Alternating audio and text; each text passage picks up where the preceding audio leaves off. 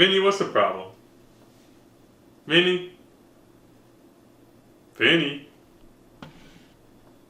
There's no pitter-patter. He's ignoring me.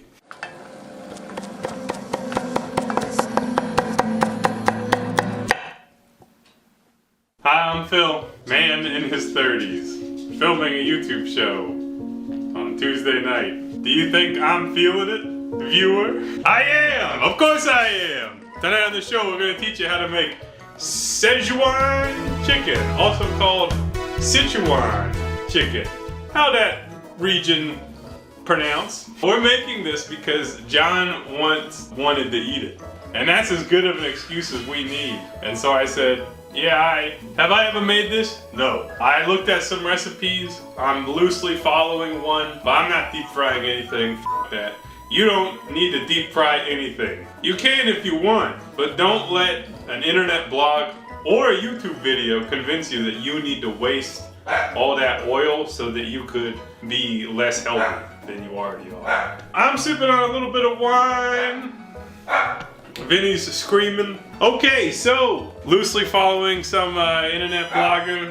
That's what bloggers do when they're blogging. They do this. They're like, haha, I'm making an incredibly long blog about a recipe. This says that it's a meal that comes together in 30 minutes or less. But the first step is to marinate your chicken for at least 30 minutes. So you know that's not true. We will start by cutting up the chicken so we can get that marinade going. Today I'm using bone-in chicken breast because I woke up too early this morning, couldn't get back to sleep, and I went to Kroger at 6 in the morning. It turns out they don't actually stock meats at that hour, so it was like the best looking chicken that I could find. And that's fine. Alright, so here I am trying to figure out what bones remain in this breasticle. I think that's the wishbone. I just broke the wishbone.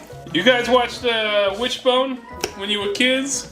I kind of know our demographics, and I just assumed that you all did. I think it's probably what set the scene for you to be a PGC fan. I'm just gonna start hacking at this thing until the meat comes off. I think you've captured enough struggle probably. It's not gonna get better from here.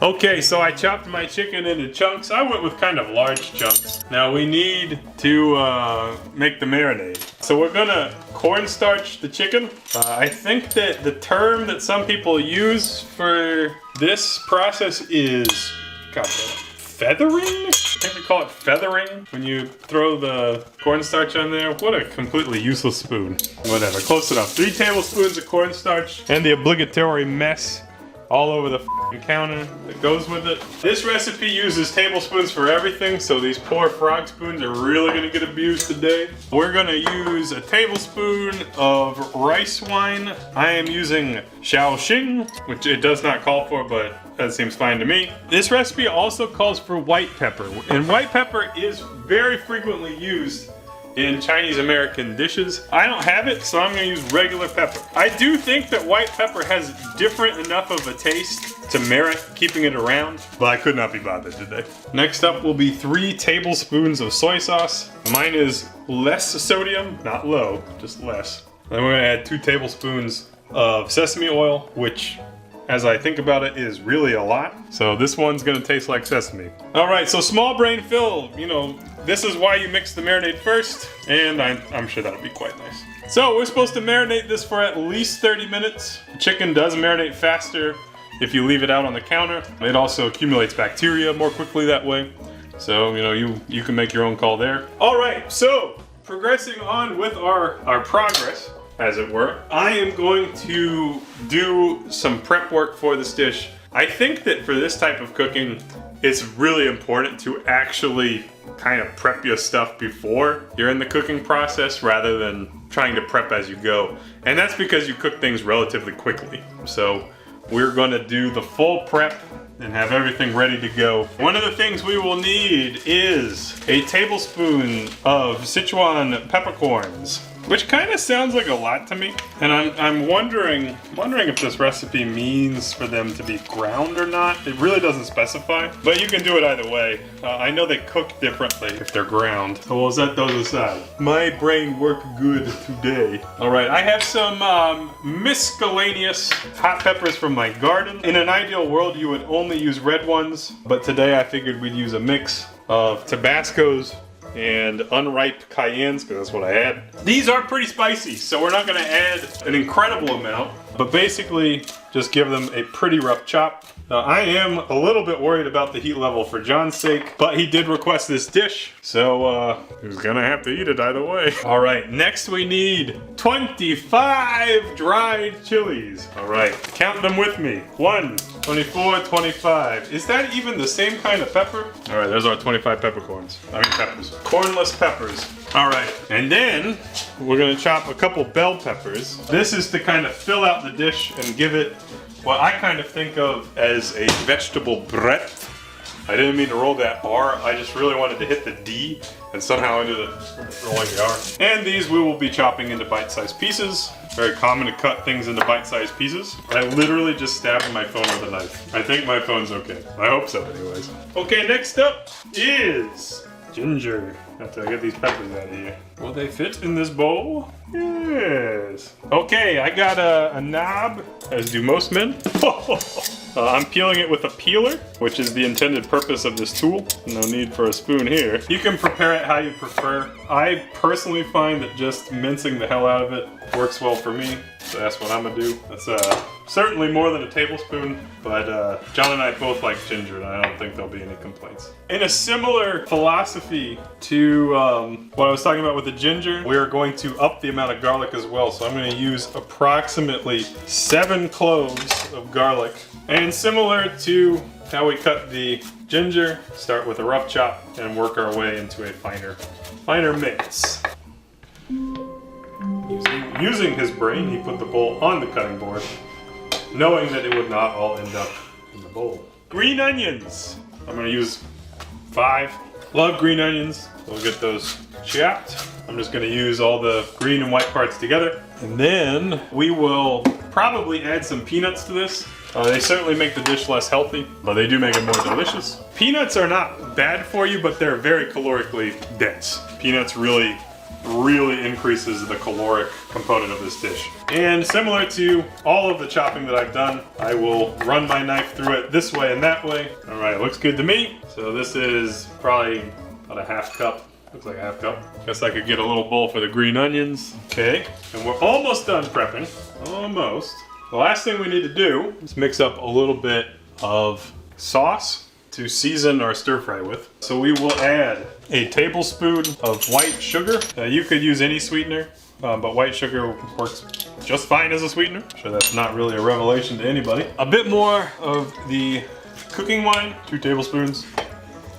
Oh God. Some more soy sauce, 2 tablespoons of that. And finally, some more sesame oil, about a tablespoon of that. I hope you like sesame flavor. Whoever wrote this recipe surely and truly does, or did. Assuming they're still alive. Well, I'll give that a quick mix and I'll set it aside. All right, so this is how a lot of people cook all the time.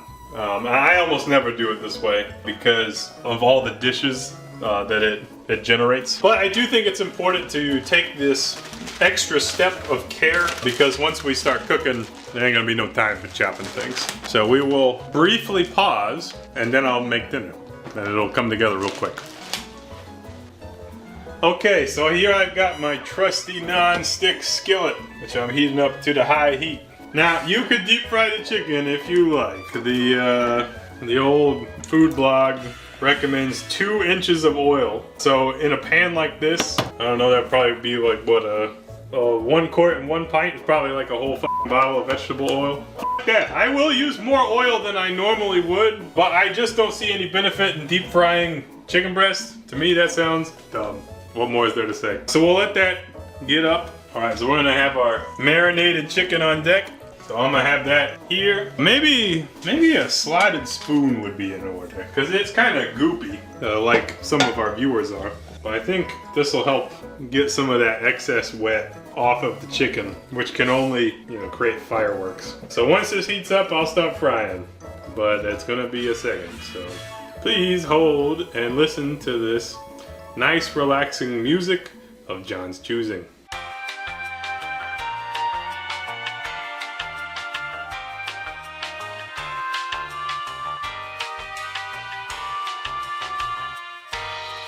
All right, my oil's shimmering. so it's time to fry. You can see I'm trying to put it in little batches, just not dumping everything at once. Also, based on the sound that I'm getting from this, probably could have been hotter, and yet I don't care.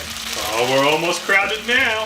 Iggy knows exactly what's happening here, okay? If I am cooking something with oil that is likely to splatter in any such way, Iggy immediately starts licking the floor.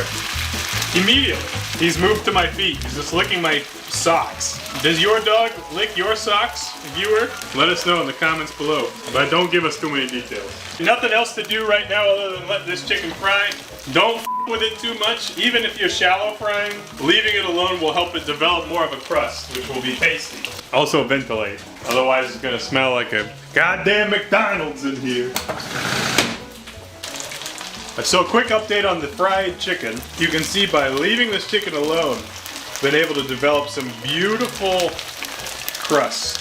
So if you want to continue to create really nice chicken, a tedious thing you can do is individually flip each piece of chicken. That might be a little bit more than what I have the appetite to do, but also this chicken looks so good that maybe I do actually have the motivation to do that. But of course, you always have the option to just flip it like you're making pancakes and are wearing a chef's hat. Keeping in mind, of course, if you do that, that you risk throwing a pan of hot oil into your ceiling or face or dog, which of course I would not recommend. But look how good that looks. I think the cornstarch really gives something for this chicken to get fried on, if that makes sense. It smells amazing. Like, I think just eating this chicken alone would be pretty darn good. So we'll let the other side fry. We're gonna try to not overcook this. Maybe we will anyways. But we're going to finish this first fry, and then of course we will add it back to the stir fry after we cook the vegetables and stuff. So here I go, flipping all the chicken.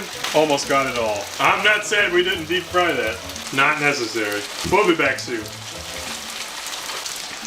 All right, chicken's looking good. So we'll go ahead and scoop it out and set it aside. We can just leave the oil in. Plus, that oil will taste like chicken, which is good. I'm gonna let that oil calm down a little bit before I put it back on the burner. Damn, that chicken looks good. And now, we're just gonna stir fry the rest of our things. So the next thing we will add is our peppercorns.